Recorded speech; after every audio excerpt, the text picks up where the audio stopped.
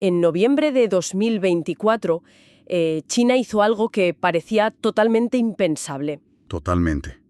Fue un movimiento muy sutil pero gigantesco. Sí, sí. A ver, el país emitió 2.000 millones de dólares en deuda soberana. Pero la locura es que no lo hizo en yuanes. Exacto. Lo hizo en dólares estadounidenses.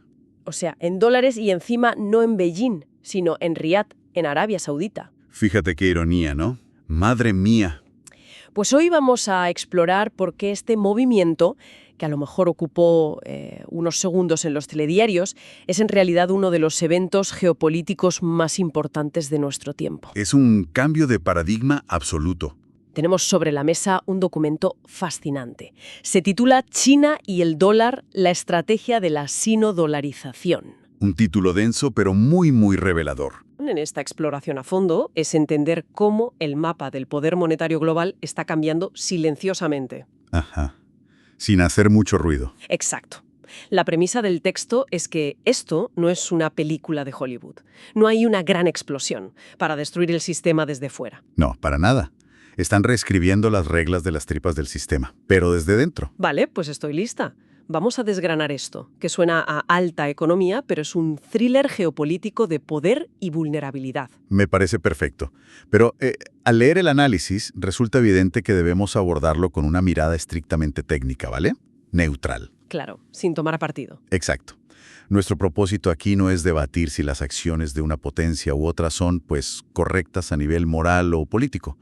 Lo que vamos a hacer es observar el tablero de ajedrez. Ver cómo se mueven las piezas, ¿no? Eso es, desgranar la mecánica de una estrategia que altera el equilibrio económico mundial. Y para entender la magnitud de esos bonos en Riad, primero hay que comprender la arquitectura original. El sistema que están intentando puentear. Justo. Pues viajemos al origen de este sistema monolítico. Nos situamos en 1974. Un año clave. Plena crisis del petróleo. O sea, Estados Unidos acaba de salir de la crisis, el patrón oro ya es historia y los precios del crudo pues se han disparado por las nubes. Y Washington necesitaba desesperadamente algo que mantuviera el valor de su moneda. Necesitaban que el mundo siguiera demandando dólares. Y ahí es donde entra Henry Kissinger, ¿verdad? Efectivamente. Viaja a Riad y negocia un pacto histórico con el rey Faisal de Arabia Saudita. Lo que solemos llamar el sistema del petrodólar. Ese mismo. Básicamente, Estados Unidos ofrecía seguridad militar y armas de última generación. ¿A cambio de qué? A cambio de que los saudíes estructuraran absolutamente toda su economía petrolera en torno a la moneda americana. Tenía dos condiciones técnicas muy específicas. Vale, ¿cuál era la primera? El documento habla de dos pilares. Sí. El primer pilar es la denominación.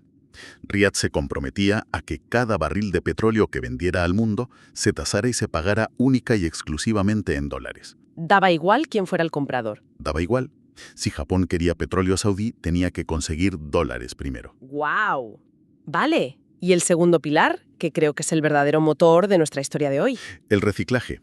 Arabia Saudita iba a ganar cantidades ingentes de dinero, montañas de dólares. Lógico. Comprando deuda. Exacto, comprando bonos del Tesoro americano. A ver, si lo pensamos con una analogía, es como si a todos los países del mundo los obligaran a entrar en un casino, ¿no? Me gusta por dónde vas. Claro, te exigen que juegues en las mesas exclusivamente con las fichas de la casa. Pero es que luego, cuando por fin ganas algo y quieres guardar tus beneficios... Te obligan a dejarlos en la caja fuerte del dueño del casino. Exacto. Él tiene la llave y las reglas de acceso las pone él. Y ese control de la caja fuerte le dio a Washington una ventaja, o sea, sin precedentes. Le aseguraba una demanda constante de su deuda. Que eso permite financiarse súper barato. Claro, a unas tasas de interés bajísimas frente a otros países. Y por otro lado, al estar esos fondos invertidos en bonos del Tesoro, caían bajo la jurisdicción legal de Estados Unidos. Ah, claro. El poder sancionador. Un simple fallo judicial y congelas miles de millones de dólares de una nación extranjera en segundos. Madre mía. Y aquí es donde el documento subraya una de las mayores paradojas, porque China ha pasado los últimos 20 años criticando duramente esto, En la ONU, en los BRICS, en todas partes. hablando del imperialismo del dólar, pero en la práctica han sido el mejor cliente de ese casino, ¿verdad? Totalmente. No combatieron el sistema, lo engordaron a niveles absurdos. Es que los datos son de locos. Piensa que al entrar en la Organización Mundial del Comercio en 2001, China se convirtió en la fábrica del planeta. Y todo el mundo les pagaba en dólares. ¿Banco Popular de China? Pues reciclar, supongo. Reciclar. Igual que Arabia Saudita, utilizaron esos dólares para comprar bonos del Tesoro estadounidense. ¡Qué fuerte! Llegaron a atesorar unos 3,2 billones de dólares en su pico, allá por 2014. Pero el informe detalla que esto no se quedó en el gobierno central. O sea, las tripas de la economía china están inundadas de deuda en dólares. Sí, sí. El mecanismo es fascinante. A ver, el texto menciona los LGFV, los vehículos de financiación de gobiernos locales. Exactamente. Imagina que una provincia china quiere hacer una red de metro. Vale, Pero Beijing no suelta el dinero, ¿no? pues no. Así que la provincia crea una empresa instrumental, normalmente en Hong Kong, y emite bonos para captar dinero internacional. Y lo hacen en dólares. Claro, porque es el mercado más profundo y barato. Hablamos de 500.000 millones de dólares metidos en estos vehículos. Es una barbaridad. Y luego está el sector tecnológico privado, ¿no? Uf, eso amplifica más la dependencia. Piensa en los gigantes del comercio electrónico chinos. Sí, empresas enormes. La ley china es muy restrictiva con la inversión extranjera, así que montan estructuras llamadas BIE, entidades de interés variable. Que son como sociedades holding en las Islas Caimán, ¿verdad? Exacto. Los inversores globales compran acciones de esa sociedad en Caimán, que por contrato recibe los beneficios de la empresa en China. Y todo ese flujo va en dólares. Todo. El Fondo Monetario Internacional estima que hay más de 720.000 millones de dólares en bonos offshore de este tipo. O sea, la retórica era una, pero la fontanería financiera estaba anclada a la caja fuerte americana. Completamente. Vale, pero el documento sostiene que esta maquinaria tan perfecta empezó a crujir. Y no por un fallo del mercado. No. Fueron 3 golpes políticos, 3 momentos que demostraron que el dólar podía usarse como un arma. Vamos con el primero, que ocurre en 2016, el golpe jurídico. Sí, la ley Yasta en el Congreso de Estados Unidos. Esta es la que permitía a las familias del 11 de septiembre demandar a Arabia Saudita. Esa misma. Al haber secuestradores saudíes, se abrió esa puerta civil. Claro, y para Riad esto fue como una sirena de alarma. Imagínate, si un juez federal emitía una sentencia en contra, los cientos de miles de millones de dólares saudíes en bonos americanos podían ser embargados para pagar indemnizaciones. Para que quien nos escucha lo entienda, es como si te levantas un día y el director de tu banco te bloquea todos tus ahorros por un juicio que ni siquiera has perdido todavía. Exacto. Tus reservas nacionales se convierten en rehenes. Sé que Arabia Saudita amenazó con vender 150.000 millones de dólares de golpe si la ley seguía. Fue una amenaza muy seria. Y fíjate, casi a la vez llega el segundo golpe, el estructural. También en 2016, ¿no? El Plan Visión 2030. Eso es. El príncipe heredero Mohammed bin Salman decide que hay que modernizar la economía saudí. Quitarse la dependencia del petróleo. Hacer megaciudades, tecnología. Pero claro, eso cuesta mucho dinero. O sea que el dinero del petróleo ya no se recicla en Washington. Se queda en casa. El cliente número 1 del sistema cambió sus prioridades. Vale, tenemos el riesgo de confiscación y el cambio de prioridades. Pero el verdadero terremoto es el golpe operativo en 2022. Febrero de 2022. La invasión de Ucrania. Estados Unidos y la Unión Europea congelan 300.000 millones de dólares del Banco Central ruso. De un día para otro. Ese fue el punto de no retorno. La militarización del dólar dejó de ser una teoría. Se convirtió en una realidad demostrada. Lo fascinante de esto es cómo todos los bancos centrales conectaron los puntos. Si se lo hacen a una potencia nuclear como Rusia, con un papel clave en la energía. Nos lo pueden hacer a nosotros si nos portamos mal, ¿no? Exactamente. El mensaje fue clarísimo. Y todo esto desemboca en junio de 2024. El Tratado de 1974 expira. El de Kissinger y el rey Faisal. Se acabó. Riad dice que ahora acepta yuanes, euros, lo que sea. Vale, a ver, aquí tengo que pararte y hacer de abogado del diablo un momento. Dime. Junio, ¿por qué el dólar no se hundió en los mercados al día siguiente? Yo no vi ningún apocalipsis financiero. Es una pregunta buenísima, porque lo que expiró fue la exclusividad diplomática, no la infraestructura técnica. O sea, las tuberías siguen ahí. Exacto. Cambiar de moneda no es como cambiar de compañía de la luz. El comercio de materias primas lleva 50 años en dólares. Y supongo que los saudíes tienen sus propios ahorros metidos ahí. Billones de dólares en propiedades en Manhattan, acciones de tecnológicas. Si venden todo de golpe, se arruinan a sí mismos. Claro, el pilar de la denominación aguantó. Se sigue comprando petróleo en dólares. Pero lo que se agrietó fue el pacto exclusivo de reciclaje. Ah, y aquí es donde entra la jugada maestra de China que decíamos al principio. 13 de noviembre de 2024. China emite esos 2.000 millones de dólares en bonos soberanos en Riad. La sino-dolarización en su máxima expresión es brillante. O sea, no le dicen a Arabia Saudita que venda su petróleo en yuanes, que es un rollo para el comercio global. No, les dicen, sigue vendiendo tu petróleo en dólares, perfecto. Pero en lugar de comprar deuda a Washington, cómpranos deuda a nosotros, en dólares. Madre mía, es parasitar el sistema. Totalmente. Y, a ver, permíteme ponerme un poco friki con los números, porque el detalle técnico aquí es espectacular. Dale, dale. Los bonos chinos se colocaron con un rendimiento del 4,27%. ¿Y eso qué significa exactamente? En la deuda soberana, el interés que pagas refleja el riesgo de que no devuelvas el dinero. Vale, si eres un país inestable, pagas más interés para convencer a los inversores. Exacto. Pues los bonos de Estados Unidos son el estándar, se consideran inversión sin riesgo. Y resulta que el 4,27% era casi idéntico a lo que pagaba Estados Unidos en ese momento. O sea que los inversores valoraron la deuda china como exactamente igual de segura que la estadounidense. Exacto. Los inversores institucionales del Golfo los pusieron al mismo nivel de confianza. Es fortísimo. Y la demanda, según el documento, fue brutal. Ofrecieron 2.000 millones y recibieron órdenes por 40.000 millones. 20 veces más demanda que oferta. Todos buscando diversificar y sacar dólares del control de Washington. Y hay un detalle irónico, de verdad que tiene tela. Ya sé por dónde vas. Las entidades que colocaron estos bonos, los intermediarios, fueron Goldman Sachs y JP Morgan. Es maravilloso.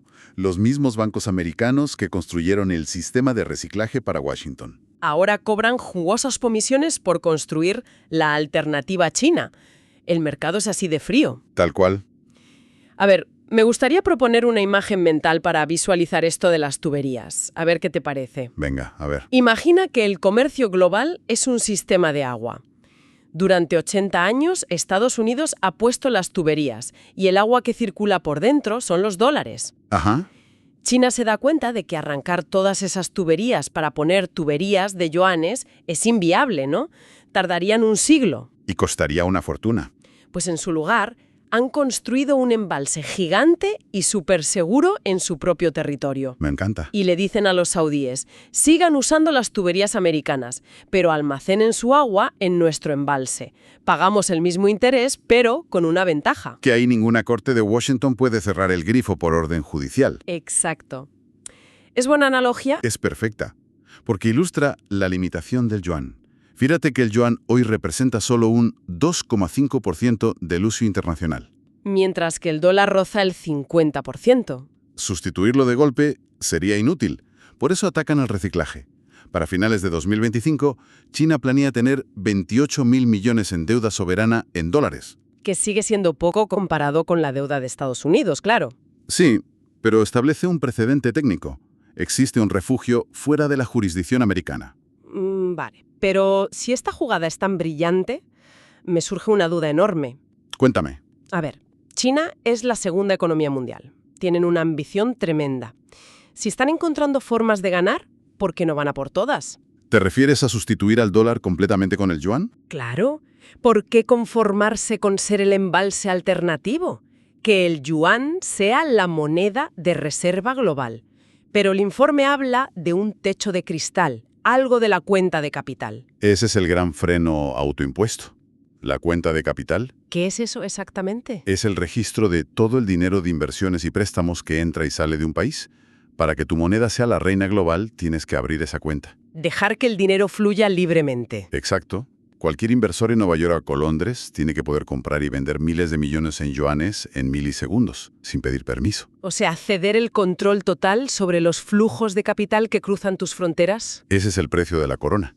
Y el Partido Comunista Chino se niega en rotundo. Por miedo a perder el control interno. Si conectamos esto con el panorama general y la historia, todo tiene sentido.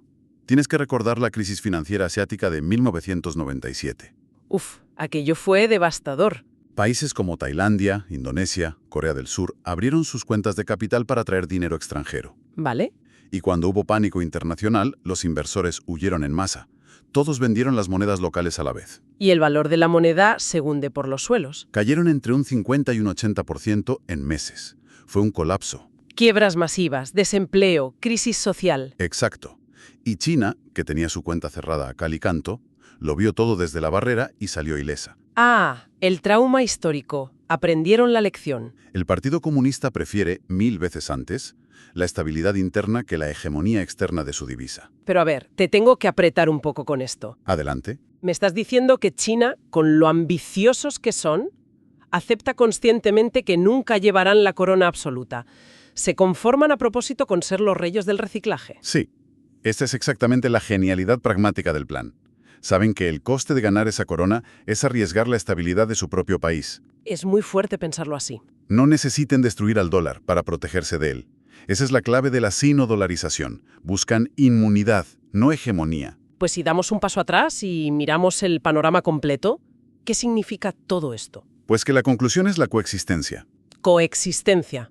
O sea, ¿no va a haber una gran conferencia donde el mundo se parta en dos y el dólar desaparezca? Para nada. El dólar va a seguir dominando la facturación, el comercio de petróleo, las materias primas. Pero China se consolida como esa especie de Suiza financiera. Exacto.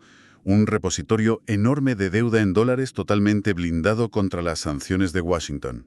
Y fíjate, creo que esto es vital para quien nos escucha. Ujú. Porque nos enseña cómo se reordena el mundo real. Ajá. No en los campos de batalla físicos. Exacto, sino en las hojas de balance de los bonos, en la fontanería financiera y en los vacíos legales del propio sistema que crearon los americanos. Es geopolítica pura de despacho y algoritmos. Totalmente. Pero antes de terminar, el documento deja flotando una idea que me pareció un enigma fascinante para el futuro. Sí, el tema de la confianza. Eso es. Estados Unidos construyó este sistema durante 80 años, basándose no solo en armas, sino en confianza y credibilidad. Sus instituciones se percibían como imparciales, hasta que empezaron a congelar activos por motivos geopolíticos, claro. Claro. Y China ahora ofrece la alternativa técnica. Pero la pregunta que queda ahí es, ¿puede un sistema que está controlado por un Estado con intereses geopolíticos tan agresivos y tanto control interno generar la misma confianza global a largo plazo? Es la gran incógnita. China ha creado la tubería perfecta, o el embalse perfecto, usando tu analogía.